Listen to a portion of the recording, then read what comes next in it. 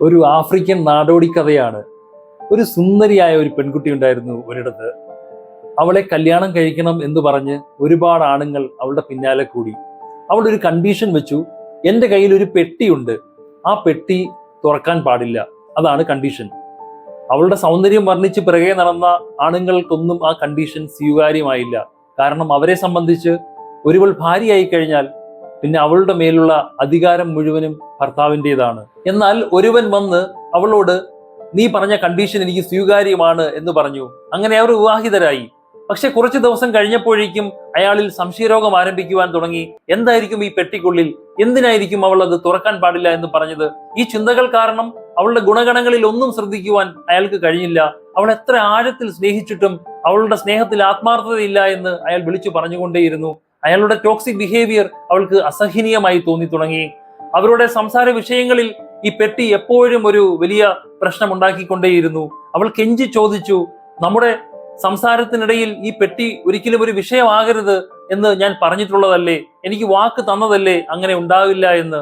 എന്നിട്ടും എന്തേ എപ്പോഴും ഇത് തന്നെ പറഞ്ഞുകൊണ്ട് എന്നെ ഇങ്ങനെ വിഷമിപ്പിക്കുന്നു? അതൊന്നും കേട്ടതായി അയാൾ ഭാവിച്ചതേയില്ല. അങ്ങനെ ഇരിക്കെ ഒരു ദിവസം അയാൾ ഈ പെട്ടി തല്ലിപ്പൊട്ടിച്ചു. ആ പെട്ടിക്കകത്ത് ഒന്നും ഉണ്ടായിരുന്നില്ല, അതൊരു കാലിപ്പെട്ടിയായിരുന്നു. അതോടുകൂടി മറ്റൊരു കാര്യം അവിടെ സംഭവിച്ചു. അയാളുടെ ജീവിതത്തിൽ നിന്നും അവൾ ഇറങ്ങിപ്പോയി.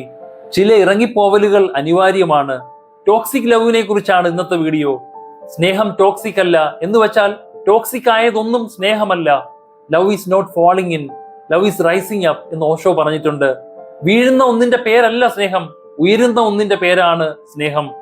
Love is growing up. Doctor Rosemary Antony പറയുന്നത്, നിങ്ങൾ ഒരു റിലേഷൻഷിപ്പിൽ അനുഭവിക്കുന്നത് പെയിൻ മാത്രമാണെങ്കിൽ അത് സ്നേഹമല്ല, അത് ലവ് അല്ല, അത് വെറും ടോക്സിസിറ്റി മാത്രമാണ്. ഒരാൾ തനിക്ക് റിലേഷൻഷിപ്പ് വേണമെന്ന് തീരുമാനിക്കുമ്പോൾ വൈ എന്ന ചോദ്യത്തിന് വ്യക്തമായ ഉത്തരം കണ്ടെത്തിയതിനു ശേഷം മാത്രമേ ഹു എന്ന ചോദ്യത്തിന് ഉത്തരം കണ്ടെത്താവൂ. ഈ വൈ എന്ന ചോദ്യം അത്രയും ഇമ്പോർട്ടന്റ് ആണ്. എന്തിനു വേണ്ടി, എന്തിനാണ് വിവാഹം കഴിക്കുന്നത് എന്ന ചോദ്യം അത്രയും ഇമ്പോർട്ടന്റ് ആണ്. അങ്ങനെ വൈ എന്ന ചോദ്യത്തിന് വ്യക്തമായ ഉത്തരമുള്ള ഒരു പെൺകുട്ടി വിവാഹത്തെ പറ്റി ആലോചിക്കുന്നു. ആലോചനകളുടെ ഭാഗമായി മീറ്റ് ചെയ്യുന്ന പയ്യന്മാരോടായി ഈ വൈ എന്ന ചോദ്യം ആവർത്തിക്കുന്നു. ഒരാൾ പറഞ്ഞു, എനിക്കൊരു കൂട്ട് വേണം. അവൾ പറഞ്ഞു, അതിനെന്തിനാണ് കല്യാണം കഴിക്കുന്നത്, നല്ല കൂട്ടുകാരെ കണ്ടെത്തിയാൽ പോരെ.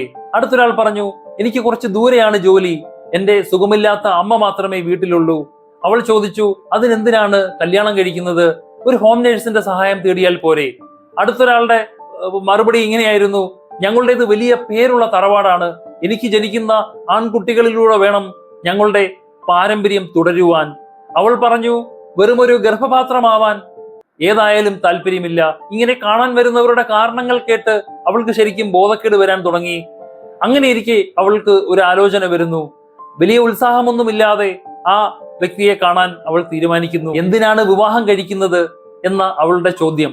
അവന്റെ മറുപടി ഇങ്ങനെ, ഞാനൊരു കഥ പറയാം. കഥയിലെ നായകന് മജ്നു എന്നും നായികയ്ക്ക് ലൈല എന്നും തൽക്കാലം പേര് കൊടുക്കാം. മജ്നു അങ്ങനെ ഒരുപാട് നാളിന് ശേഷം ലൈലയെ കാണാൻ എത്തുന്നു. ലൈല തന്റെ പ്രിയപ്പെട്ടവനെ കാത്തിരിക്കുകയാണ്. മജ്നു ലൈലയുടെ വീടിന് മുന്നിലെത്തി അവളുടെ വാതിലിൽ മുട്ടുന്നു. അകത്തുനിന്ന് ലൈല ആരാണ് എന്ന് ചോദിക്കുന്നു. മജ്നു അപ്പോൾ ഞാനാണ് എന്ന് ഉത്തരം പറയുന്നു. ലൈല മറുപടി ഒന്നും പറയുന്നില്ല. ഏറെ നേരം കാത്തിരുന്ന മജ്നുവിന് ദേഷ്യം വരാൻ തുടങ്ങി. അയാൾ വീണ്ടും വാതിലിൽ മുട്ടുന്നു. ലൈല വീണ്ടും ആരാണ് എന്ന് ചോദിക്കുന്നു. മജ്നു അപ്പോൾ ഞാനാണ്, എത്ര പ്രാവശ്യം നിന്നോട് പറയണം, നീ എന്താ വാതിൽ തുറക്കാത്തത്? ലൈല മറുപടി ഒന്നും പറഞ്ഞില്ല, വാതിൽ തുറന്നതുമില്ല. കുറച്ചു നേരം നിന്ന മജ്നുവിന് ദേഷ്യം വരാൻ തുടങ്ങി. അയാൾ ഇറങ്ങി പുറത്തേക്ക് നടക്കുന്നു. കുറച്ചു ദൂരം നടന്നു കഴിഞ്ഞപ്പോൾ അയാൾക്ക് ചില തിരിച്ചറിവുകൾ വരാൻ തുടങ്ങി. അയാൾ തിരിച്ചു വന്ന് വീണ്ടും ലൈലയുടെ വാതിലിന് മുന്നിൽ എത്തി വാതിലിന് മുട്ടുന്നു. ലൈല വീണ്ടും അതേ ചോദ്യം ആവർത്തിക്കുന്നു, ആരാണ്? അപ്പോൾ മജ്നു ഇങ്ങനെ പറഞ്ഞു, നീയാണ്. ലൈല വാതിൽ തുറന്ന് മജ്നുവിനെ അകത്തേക്ക് കൂട്ടിക്കൊണ്ടുപോയി. ലൈല പറഞ്ഞു, ഞാൻ എന്ന് ആവർത്തിച്ച് പറഞ്ഞുകൊണ്ടിരിക്കുന്നിടത്ത് പ്രണയമുണ്ടാകില്ല. എനിക്കിപ്പോൾ നിന്റെ ഉള്ളിൽ എന്നെ കാണാൻ കഴിയുന്നു, നിനക്ക് എൻ്റെ ഉള്ളിൽ നിന്നെയും. നമ്മൾ പ്രണയിക്കുവാനുള്ള യോഗ്യത നേടി. കഥ ചെറുതായൊന്ന് നിർത്തിക്കൊണ്ട് അയാൾ അവളോട് പറഞ്ഞു, എന്റെ ഉത്തരം ഇതാണ്, നീ ചോദിച്ചതിനുള്ള ഉത്തരം ഇതാണ്. ആ കഥയിലെ മജ്നുവിനെ പോലെ ഞാനെന്ന ഈഗോ സ്റ്റേറ്റിനെ ഉപേക്ഷിച്ച് അർഹതയുള്ള ഒരാളെ ഉള്ളിൽ സ്വീകരിക്കുവാൻ വേണ്ടി ആ പ്രണയത്തിൽ ഒന്ന് അലിഞ്ഞ് ഒന്നാകുവാൻ വേണ്ടി, അതിനാണ് ഞാൻ വിവാഹം കഴിക്കണമെന്ന് തീരുമാനിച്ചത്. ആ ഉത്തരം അവൾക്ക് നന്നായി ഇഷ്ടപ്പെട്ടു.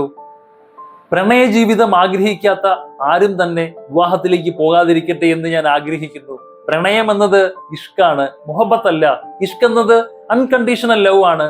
അങ്ങനെ ഒരു ഇഷ്ക് ഇല്ലാത്ത മാരേജ് ലൈഫിലുള്ള കപ്പിൾസിന്റെ ടോട്ടൽ ക്വാളിറ്റി ഓഫ് ലൈഫ് തന്നെ വളരെ മോശമായിരിക്കും.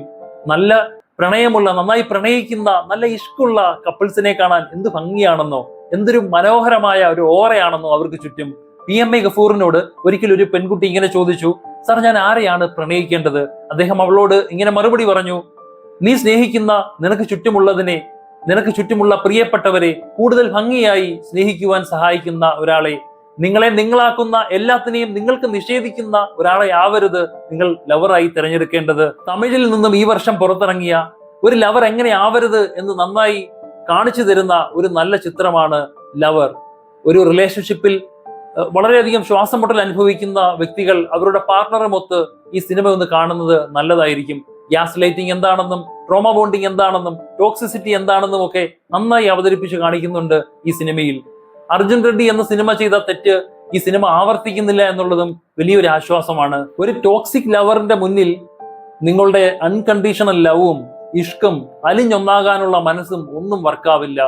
ടോക്സിക് ആയുള്ള വ്യക്തിക്ക് പ്രോപ്പർ ആയിട്ടുള്ള കൗൺസിലിംഗ് ആവശ്യമാണ്. പാബ്ലോ നെരൂദ പറയുന്നത് മനുഷ്യൻ എന്നുള്ളത് സ്നേഹിക്കപ്പെടാനുള്ളതാണ്, ഉപകരണങ്ങൾ ഉപയോഗിക്കപ്പെടാനും. പക്ഷെ ഇപ്പോൾ അങ്ങനെയല്ല സംഭവിക്കുന്നത്. മനുഷ്യൻ ഉപയോഗിക്കപ്പെടുകയും ഉപകരണങ്ങൾ സ്നേഹിക്കപ്പെടുകയും ചെയ്യുന്നു. നിങ്ങൾ നിങ്ങളുടെ പങ്കാളിക്ക് വേണ്ടി ഉപയോഗിക്കപ്പെടുകയാണോ ചെയ്തുകൊണ്ടിരിക്കുന്നത് എന്നൊന്ന് പരിശോധിച്ച് നോക്കേണ്ടതാണ്. നിങ്ങളുടെ പാർട്ണർ ടോക്സിക് ആയ ഒരാളാണോ എന്ന് ഒന്ന് പരിശോധിച്ച് നോക്കിയാലോ. നിങ്ങൾ അയാളുടെ വാക്കും പ്രവൃത്തിയും കൊണ്ട് തകർന്നു നിൽക്കുമ്പോഴും അയാൾ ഇങ്ങനെ പറയുന്നുണ്ടാവും, എന്നെ ആരും സ്നേഹിക്കുന്നില്ല, എന്നെ ആരും മനസ്സിലാക്കുന്നില്ല, ഞാൻ എത്ര ആത്മാർത്ഥമായി നിന്നാലും എനിക്കത് തിരിച്ചു കിട്ടുന്നില്ല. ഇനി നിങ്ങൾ അല്ല തെറ്റ് ചെയ്തത് എന്ന് ഒരു സാഹചര്യം വന്നാലും എപ്പോഴും ആ ലൈഫിൽ സോറി പറയേണ്ടത് നിങ്ങൾ മാത്രമായിരിക്കും. ചില സമയത്ത് ലവ് ബോംബിങ്, ചില സമയത്ത് ഗോസ്റ്റിംഗ്. എന്ന് വെച്ചാൽ ലവ് ബോംബിങ് എന്ന് വെച്ചാൽ ഒത്തിരി സ്നേഹം പ്രകടിപ്പിക്കും, ഒരുമിച്ച് വന്ന് ഒരുപാട് സ്നേഹം പ്രകടിപ്പിക്കും. ഗോസ്റ്റിംഗ് എന്ന് പറഞ്ഞാൽ പെട്ടെന്ന് ഇട്ടേച്ചു പോകുന്ന ഒരവസ്ഥ.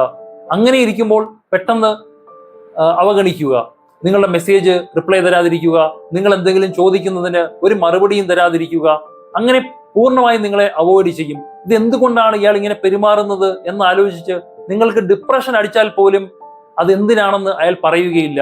ഒരു സാഡിസ്റ്റിനെ പോലെ നിങ്ങൾ അനുഭവിക്കുന്ന ആ മാനസിക വ്യത മാറി നിന്ന് ആസ്വദിക്കുന്നുമുണ്ടാകും. നിങ്ങൾക്ക് ഓട്ടോണമി എന്ന് പറയുന്ന ഒരു കാര്യം ജീവിതത്തിൽ ഉണ്ടാകില്ല. എന്ന് വെച്ചാൽ നിങ്ങൾക്ക് സ്വന്തമായി ഒന്നും തന്നെ ചെയ്യാൻ അനുവാദം ഉണ്ടാകില്ല. എല്ലാത്തിനും അയാളുടെ അപ്രൂവൽ വേണ്ടിവരും. ഒറ്റയ്ക്കായി പോയാൽ ഹാലൂസിനേഷൻ വരെ വരാൻ സാധ്യതയുള്ള ഇക്കൂട്ടർ ഒറ്റയ്ക്കാക്കി പൊയ്ക്കളയും എന്ന് പറഞ്ഞാണ് ഭയപ്പെടുത്തുന്നത്. ഇനി നിങ്ങളെ വളരെ മാരകമായി ശകാരിച്ചതിന് ശേഷം അത് നിങ്ങളെ വഴക്ക് പറഞ്ഞതല്ല, കറക്റ്റ് ചെയ്യാൻ വേണ്ടി പറഞ്ഞതാണ് എന്നായിരിക്കും ഇവരുടെ വിശദീകരണം. എന്നാൽ സ്വന്തമായി ഒന്നും തന്നെ കറക്റ്റായി ചെയ്യാൻ ചെയ്യാത്ത ഇവർ ഉണ്ടാക്കി വെക്കുന്ന നഷ്ടങ്ങളും കുഴപ്പങ്ങളിലും അത് അവരുടെ കുഴപ്പം കൊണ്ടല്ല എന്ന് പറഞ്ഞ് ആശ്വസിപ്പിക്കേണ്ട ഉത്തരവാദിത്വവും നിങ്ങളുടേതായിരിക്കും.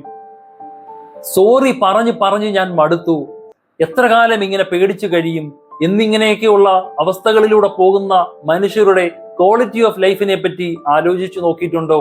Forget about the quality, where is life? Toxic ആയ മനുഷ്യരെ സൃഷ്ടിക്കുന്നതിൽ സമൂഹത്തിനും വലിയൊരു പങ്ക് തന്നെയുണ്ട്. സഫർ ചെയ്യുന്ന മനുഷ്യരോട് ഇനിയും നിങ്ങൾ സഫർ ചെയ്തോ എന്ന് ഒരിക്കലും പറയരുത്. നമ്മുടെ കൈക്കോ കാലിനോ പരിക്ക് പറ്റിയാൽ ചികിത്സിക്കുന്നത് പോലെ മനസ്സിന് പരിക്ക് പറ്റിയാലും അത് അഡ്രസ്സ് ചെയ്യപ്പെടേണ്ടത് തന്നെയാണ്.